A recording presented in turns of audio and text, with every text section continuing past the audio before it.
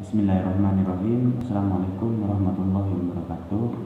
Sebelumnya perkenalkan, nama saya Solihin, NIM T2017-1025. Saya di sini akan sedikit menjelaskan mengenai konstruktivis sosial dan juga tujuan dari konstruktivis sosial itu sendiri. Nah, sebelum melanjut pada konstruktivis sosialnya, pertama-tama saya akan sedikit mengingatkan mengenai apa itu konstruktivis. Nah, konstruktivis di sini atau kita kenal dengan konstruktivisme, yaitu suatu pendekatan terhadap pembelajar yang berkeyakinan bahwa seseorang dalam membangun pengetahuannya itu dibangun serta mendapatkan pengetahuan itu secara sendiri. Artinya seorang pelajar itu di dalam konstruktivisme atau konstruktivis, yaitu dalam mendapatkan pengetahuannya itu secara diri sendiri atau dituntut mandiri mendapatkan pengetahuan, entah itu mengembangkan, mendapatkan ataupun memberikan pengetahuannya terhadap orang lain itu secara diri sendiri. Nah, lalu apa yang dimaksud dengan pendekatan konstruktivis sosial? Nah, bedanya di sini itu hanya sedikit. Nah, dalam konstruktivis sosial di sini yaitu lebih ditekankan pada konteks sosialnya. Artinya seorang pelajar atau peserta didik itu mendapatkan pengetahuan itu melalui orang lain atau sosialnya atau kesehariannya. Seperti di sekolah itu kan bertemu dengan orang lain, berinteraksi dengan guru dan juga dengan temannya. Jadi itu yang dimaksud dengan konstruktivis sosial. Nah, lalu mengenai tujuan dari konstruktivis sosial. Nah, tujuan dari konstruktivis sosial di sini yaitu memberikan kesempatan terhadap peserta didik untuk memberikan pengetahuannya, entah itu mendapatkan pengetahuan baru dari orang lain ataupun memberikan pengetahuan terhadap orang lain. Nah, juga saya mendapatkan dari salah satu jurnal mengenai tujuan dari konstruktivis sosial. Di sini ada 3. Yang pertama, mengembangkan kemampuan peserta didik untuk mengajukan pertanyaan dan mencari sendiri pertanyaannya itu sendiri. Nah, kemudian mengembangkan pengertian dan pemahaman konsep secara lengkap. Kemampuan peserta didik untuk menjadi pemikir yang mandiri. Nah, mungkin itu saja yang dapat saya sampaikan mengenai konstruktivis sosial dan juga tujuan dari konstruktivis sosial itu sendiri. Kurang lebihnya saya mohon maaf. Wassalamualaikum warahmatullahi wabarakatuh. Di sini saya akan melanjutkan presentasi yang tadi tentang konstruktivisme, konstruktivistik. Yaitu saya akan menjelaskan tentang langkah-langkah konstruktivisme, tahapan-tahapan dalam pembelajaran dengan pendekatan konstruktivisme itu ada 4 tahapan. Yang pertama, tahap pertama, peserta didik didorong agar mengemukakan pengetahuan awalnya tentang konsep yang akan dibahas. Bila perlu, guru itu harus memancing dengan suatu pertanyaan atau permasalahan yang ada di sekitar peserta didik, yang ada di lingkungannya. Selanjutnya, peserta didik harus diberi kesempatan untuk mengkomunikasikan dan mengilustrasikan pemahamannya tentang konsep tersebut. Kemudian tahap kedua ini peserta didik diberi kesempatan untuk menyelidiki dan menemukan konsep melalui pengumpulan dan pengorganisasian data dalam suatu kegiatan yang telah dirancang oleh guru. Kemudian tahap ketiga ini peserta didik melakukan penjelasan dan solusi yang didasarkan pada hasil observasi peserta didik, ditambah dengan penguatan guru. Selanjutnya, peserta didik itu akan membangun suatu pemahaman baru tentang konsep yang sedang dipelajarinya.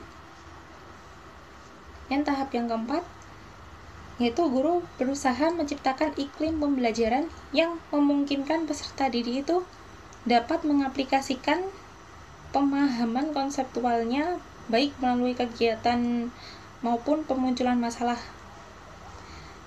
Itu masalah-masalah yang berkaitan dengan isu-isu dalam lingkungan peserta didik tersebut. Nah, dari sini tahapan-tahapan dalam pembelajaran tadi itu adalah upaya untuk memaksimalkan potensi yang dimiliki siswa sehingga proses pembelajaran yang dilakukan itu dapat sesuai dengan ketentuan yang ditetapkan oleh guru. Jadi guru juga memberikan arahan atau solusi yang tepat dalam proses pembelajaran yang dilakukan. Sekian dari saya. Assalamualaikum warahmatullahi wabarakatuh. Di sini saya Nafisah Lailatul Qadriyah, NIM T 2018-4110. Saya akan meneruskan dari presentasi kelompok 9.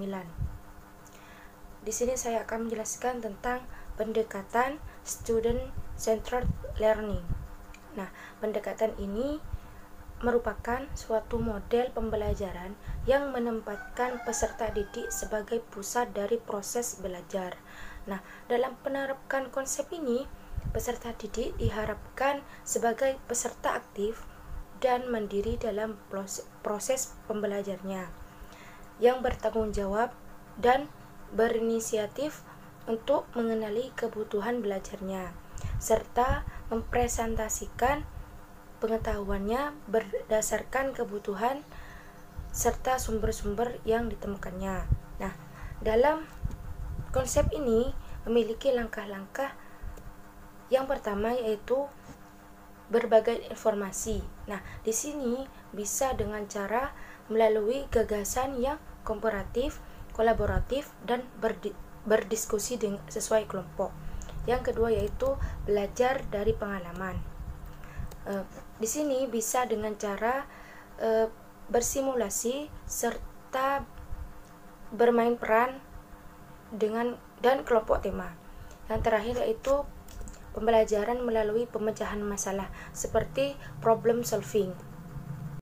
Yang kedua yaitu prinsip-prinsip pendekatan student centered learning. Yang pertama harus memiliki sifat tanggung jawab. Nah, sifat tanggung jawab ini mengajarkan kepada peserta didik untuk mempunyai tanggung jawab pada pelajarannya dengan memberi kesempatan kepada peserta didik untuk mempunyai sifat tanggung jawab dan diharapkan lebih berusaha dan lebih termotivasi dalam memaknai pelajarannya. Yang kedua yaitu peran peserta didik harus berperan aktif dalam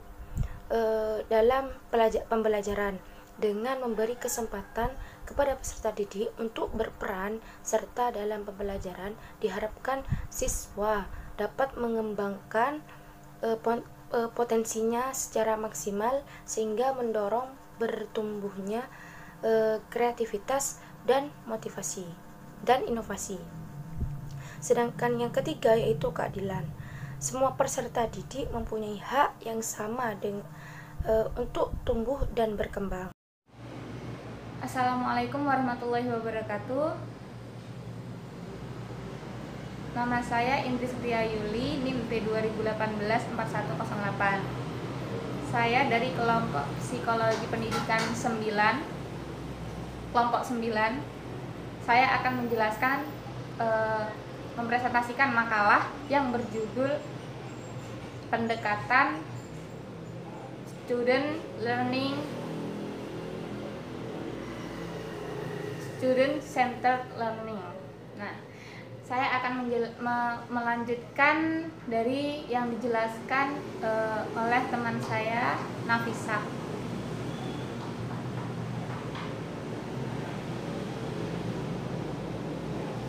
Di sini ada beberapa prinsip-prinsip pendekatan student centered learning. Yang keempat, lanjutan dari Mbak Nafisah, yakni mandiri, yaitu semua peserta didik harus mengembangkan segala kecerdasannya intelektual, emosi, moral, dan sebagainya, karena guru hanya menjadi fasilitator dan narasumber atau mitra belajar. Yang kelima, berpikir kritis dan kreatif, yaitu peserta didik harus menggunakan segala kecerdasan intelektual dan emosinya yang berwujud kreativitas, inovasi, dan analisa untuk mengatasi berbagai tantangan yang dihadapi siswa, karena akan mengalami perpaduan antara prakonsepsi dan konsepsi. Lalu yang keenam, komunikatif, yaitu peserta didik harus menggunakan kemampuannya berkomunikasi baik lisan maupun tertulis, karena boleh jadi siswa memiliki konsep dengan cara yang berbeda sebagai hasil pengalaman hidupnya, sehingga diperlukan media dan sarana yang efektif untuk menyamakan persepsinya. Selanjutnya yang nomor 7, kerjasama, yaitu kondisi di mana para peserta didik dapat saling bersinergi dan saling mendukung ketercapaian keberhasilan atau tujuan yang ditetapkan dalam pembelajaran. Yang kedelapan, integritas, yaitu peserta didik harus menunjukkan perilaku moralitas tinggi dan percaya diri dalam melaksanakan sesuatu yang diyakini dalam situasi apapun. Lalu saya akan menjelaskan kelebihan dari pendekatan student centered learning sendiri. Yang pertama, kelebihannya itu menyertakan peserta didik dalam proses pembelajaran. Yang kedua, mendorong peserta didik untuk memiliki pengetahuan yang lebih banyak, yang lebih luas, dan yang lebih dalam. Lalu menjalin peserta didik dengan kehidupan nyatanya. Yang keempat, mendorong terjadinya pembelajaran secara aktif. Yang kelima, mengarahkan peserta didik untuk mengenali atau menggunakan berbagai macam gaya belajar. Yang keenam, memperhatikan kebutuhan dan latar belakang peserta didik itu sendiri. Yang ketujuh, memberi kesempatan untuk pengembangan berbagai strategi assessment. Yang kelima, saya akan menjelaskan kekurangan dari pendekatan student centered learning. Yang pertama, kekurangannya yakni untuk peserta didik dalam jumlah besar itu sulit untuk diimplementasikan. Yang kedua, ada kemungkinan untuk menggunakan waktu yang lebih banyak. Yang ketiga, belum tentu efektif untuk seluruh kurikulum. Demikian